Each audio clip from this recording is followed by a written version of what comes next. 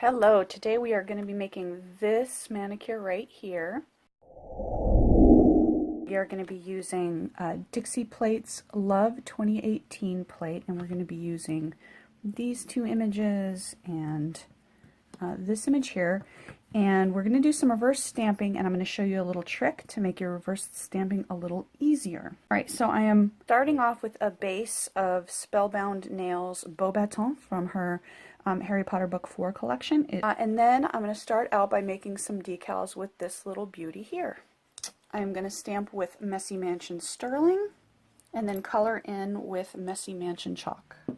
And now I'm just going to fill in simply with white. Okay, so now here is the trick. So normally with reverse stamping, you color up your image and then you put on top coat and you wait for the top coat to get to dry, but not so it's 100% dry. But that can be a tricky balance, and so then sometimes when you try to roll on your image, it'll only half go on and it's a pain in the butt. So what we're going to do is we're going to do it with a bonding base coat. Like I'm going to use Orly Bonder, and what this is designed for is as a base coat, it helps to keep your polish in place so that your polish doesn't come off as easily. And this, so even when it dries completely, it's still going to have a little bit of stickiness, and that's going to give us a little bit more leeway to play around with putting our image on there perfectly. So now it's dry, so I'm going to roll them on. Alright, so we're just going to roll it on, and even though I gave it plenty of time to completely dry, it's still sticky enough that it's going to go ahead and take those images. And you can even see kind of in the crease there how that is stuck on, and as I'm touching it, it feels sticky. So if you like reverse stamping and you prefer it to making decals, which I definitely do because I think it cuts out a couple of steps, then I don't necessarily think you have to use the Orly Bonder, but try a bonding base coat that is designed to kind of grip on to that polish, and you'll have much easier results.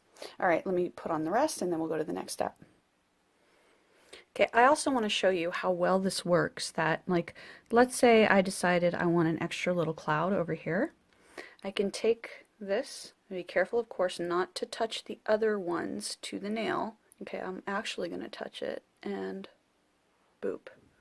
And so you can even play around with little additional, because it works so well that you can pop that on there without doing a full roll of the full stamper all the way over your nail. Okay, so for the next step we are going to stamp this with Messy Mansion's Ready or Not. And I'm going to try to offset it a little bit with the clouds. There we go. And then for my accent nail, I'm going to use this one.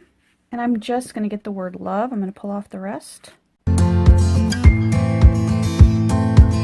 Alright, so now I am going to top coat and clean up.